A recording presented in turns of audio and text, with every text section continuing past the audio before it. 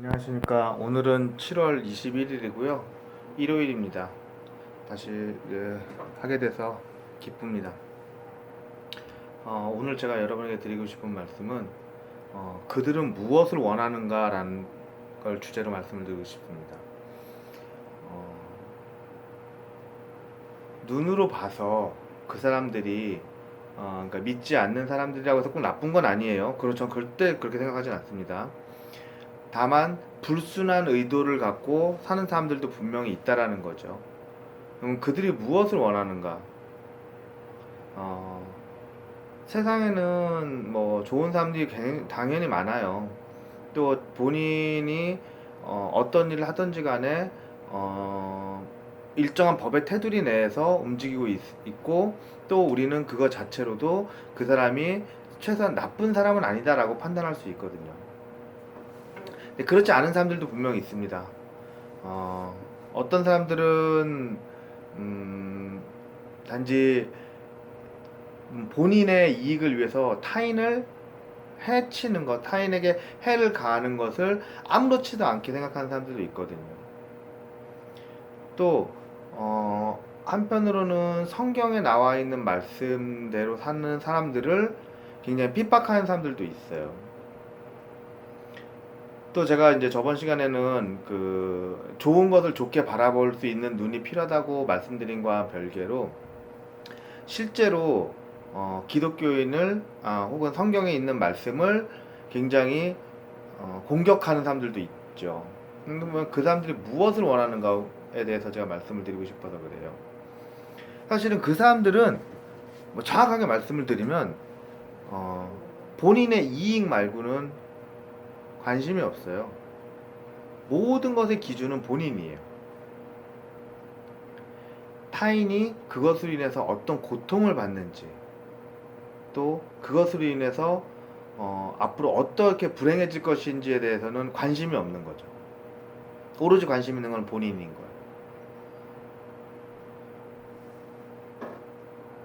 거예요. 한편으로는 그런 생각을 좀 해요. 그것을 막기 위해서 뭐 물리적인 힘이든 아니면 뭐 다른 여러 가지 방식이든 어떻든 간에 뭐 취하는 것이 옳은지, 아니면은 뭐 단순히 뭐 이렇게 평화로운 방법이 옳은지, 저는 솔직하게 말씀을 드리면은 약간 전자예요. 그걸 막기 위해서는 힘이 필요하다고 생각을 해요. 그러니까 그들이 원하는 것은 아주 간단한 거거든요. 본인의 물질 혹은 본인만의 이한 행복인 거예요. 그 행복도 사실은 뭐 행복이라고 볼 수도 없는 것들도 조차도 있고, 정신적으로나 아니면은 뭐 다른 육체적으로의 그런 쾌락, 물질 이런 것들로 인해서 자기가 그걸 충족시키기 위해서 남의 고통을 아무렇지도 않게 생각하는 사람들인 거죠. 영화든지 아니면 음악이든지 아니면 심지어는 뭐 일상생활에서도 분명히 좋지 않은 사상과 좋지 않은 생각을 갖고 공격하는 사람들이 있어요. 어쩌면은 제가 느끼지 못할 정도로 고난이도의 방법으로 우리 일상에 침투했을 수도 있겠죠. 다만 저는 그걸 갖다 받아들이는 사람이, 받아들이고 나서 그걸 갖다 어떻게 해야 긍정적으로, 또 어떻게 해야 사람들에게 좋은 모습으로 그것을 이해시킬 수 있는지를 갖다가 생각하는 사람인 거지, 음악 자체 아니면은 영화 자체에 아예 그런 나쁜 사상이 있는 사람이 없다라고 말하는 건 절대 아니거든요. 그들이 요구하는 거는, 저는 뭐 그렇게 생각합니다. 저는 이제 하나님을 믿는 사람이고, 이제 제가 이 믿음으로 인해서 구원을 받을 수 있다라고 믿는 사람이기 때문에, 제 관점에서 보면은 당연히 저와 반대되는 사람들도 분명히 있을 거라고 저는 생각을 해야 되거든요. 저는 좀 그런 생각이 있어요. 구원을 받는 것도 하나님께서 분명히, 예수님께서 분명히 그렇게 말씀을 하셨죠. 세상 끝까지 가서 말씀을 전하라. 아마 저는 그렇지는 못하는 사람인가 봐요. 그렇게 가서 막 가갖고 그 사람들한테 가서 예수님 믿으세요, 하나님 믿으세요라고 말을 못하는 거 보면 저는 그런 종류는 아닌가 봐요. 다만 하나님의 말씀대로 그걸 해야 된다는 건 알고 있는 거죠. 제 스스로는 저는 뭐 여러분들이 어떻게 뭐 하나님을 본 적이 있느냐 뭐 이렇게 말씀하시는 분들 중에서도 저는 그런 얘기는 좀 해요. 저는 하나님을 굉장히 무서워하고 경외하고 또 그분이 저를 구원할 거라는 걸 갖다가 믿어 의심하지 않는 사람인 거예요. 저를 어떻게 평가하는지에 대한 거는 뭐 개개인적으로 있을 수 있겠지만 저는 하나님의 말씀을 그래서 사실 뭐 저뿐만이 아니라 목사님 중에서도 뭐 100%다 하나님의 말씀을 지키고 사는 사람은 저는 아직까지는 못 봤어요. 우리 어머님들 포함해서 그건 어려운 거니까. 근데 그들이 요구하는 거는 하나님에게서부터 자꾸 저희를 멀어지게 하는 거라고 저는 생각하거든요. 저는 사실은 천만다행으로 정말 천만다행으로 약간 반대되는 케이스였어요. 어렸을 땐 당연히 어머님의 그런 강요에 의해서 교회를 다녀오게 되고 여러 가지 일을 통해서 머리가 커지면서 신앙심이 줄어들기 시작한 거예요. 그때 말씀드렸다시피 이제 기성세대들이 아이들에게 그 교회에 대해서 가르치는 방법은 저는 굉장히 잘못됐다고 생각하거든요. 주입식 교육을 계속 하고 있는 거예요. 주입식. 애들 계속 집어넣는 거예요. 어느 순간이 되면 애들이 머리가 커지잖아요. 그럼 논리적으로 이게 말이 안 된다는 걸 알게 돼요. 그 다음부터 튀어나가는 거예요. 그때부터는 해봐야 소용이 없거든요. 마찬가지. 저는 근데 저도 그렇게 계속 튀어나갔다가 시간이 지나면서 점점 이게 아니구나 하면서 정말 좋은 사람 만나고 뭐 제가 이제 조금씩 변해 나가고 있는 거예요. 어떻게 보면은 그 시작은 저희 어머니셨겠죠. 저를 위해서 굉장히 많은 기도를 해주셨으니까. 그러니까 저 같은 경우는 운이 좋은 케이스인 거예요. 뒤로 갈수록 저는 이제 지금도 뭐 신앙심은 형편이 없지만 그때보다는 좀 나은 신앙심을 갖게 되었거든요. 그리고 이런 것도 좀 하고 있고. 저는 한편으로는 그런 말씀을 드리고 싶었어요. 그러면은 저같이 안 된 사람들도 분명히 있을 거 아니에요? 시간이 지나면서 그렇게 되지 않은 사람들이 있어요. 저는 뭐 사탄이란 말을 잘 안 쓰는 이유 중에 하나가 어떤 사람들한테 그런 뭐 사탄의 유혹에 넘어갔다, 사탄의 꼬심에 넘어갔다 그런 행동을 했다라는 말을 잘 안 하기 때문이에요.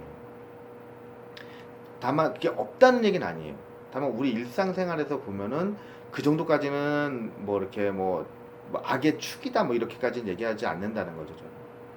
하지만 분명히 있습니다. 그 사람들의 목적은 오히려 저같이 안 되기를 바라는 거겠죠. 갈수록 신앙심을 떨어뜨리는 거겠죠. 신앙심을 떨어뜨리는 방법은 굉장히 많아요. 그 중에 하나가 논리거든요. 말씀드렸다시피 논리적으로 신앙을 설명할 수는 없어요. 하지만 아이들은 머리가 커지면서 항상 논리를 생각하게 되거든요.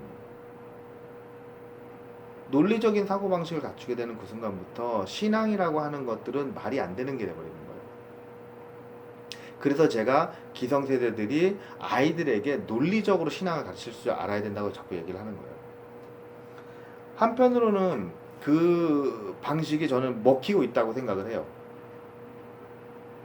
논리뿐만 아니라 여러 가지 방식으로 아이들이 점점 하나님 곁에서 멀어지게끔 하는 것을 저는 성공하고 있다고 생각을 해요.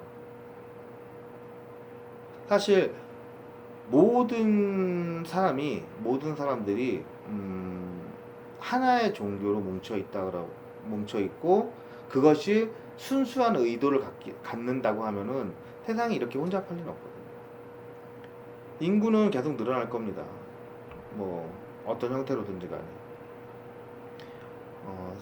뭐 사람이 이제 복지라고 하죠. 복지라고 하는 것들을 누리기 위해서는 평균적인 복지가 만약에 모든 사람이 다 아주 높은 수준의 복지를 갖기 위해서는 사실은 남아있는 거는 지구의 피폐밖에 없어요. 그건 안 된다는 거죠, 한마디로. 그러면은 반대로 물질 자원의 한계가 있게 되고 인간은 어떤 형태로든지 간에 그걸 고갈하다가 마무리가 되면은 서로 싸우게 된다는 거죠. 만약에 신앙심이라고 하는 것들이 하나로 뭉쳐 있어서 그것들을 막지 못한다면 인류라고 하는 거는 반드시 재앙을 갖게 돼 있어요. 근데 지금 뭐 역사적으로든 아니면 현재 지금 사회적인 분위기로도 그렇고 국제 정서도 그렇고 서로 약간 국수주의적인 성태를 띠고 있거든요. 그러니까 뭐 그런 거죠. 우리나라가 오라, 우리나라만 오라, 우리나라 거만 좋아. 그러면서 남의 나라를 공격하는 것을 서슴없이 하고 있는 거예요. 뭐 대표적으로 우리나라랑 일본, 우리나라 뭐 일본과 중국, 뭐 우리나라랑 중국 등등 여러 가지, 특히 아시아권 같은 경우에는 굉장히 많은 역사적 배경 때문에 그게 심하죠. 우리는 절대 이웃처럼 될 수가 없는 이유 중에 하나가 그 역사적인 배경에 있다고도 저는 생각을 하고 있거든요. 마찬가지로 저는 그들의 목적이 우리의 분열이라고 생각을 하고 있고, 우리의 분열을 갖다 분열을 시키기 위해 여러 방법 중에 하나가 논리적인 사고방식뿐만 아니라 그 다음에 역사적인, 그다음에 정치적인 것을 이용하고 있다고 생각을 하고 있어요. 논리가 나쁘다, 절대 그런 거 아니에요. 정치를 안 배워야 된다, 절대 그런 거 아닙니다.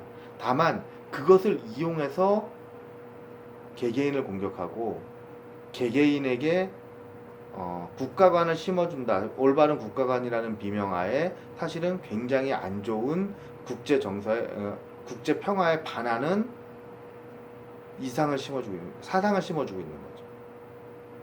그들은 무엇을 해야 되는가?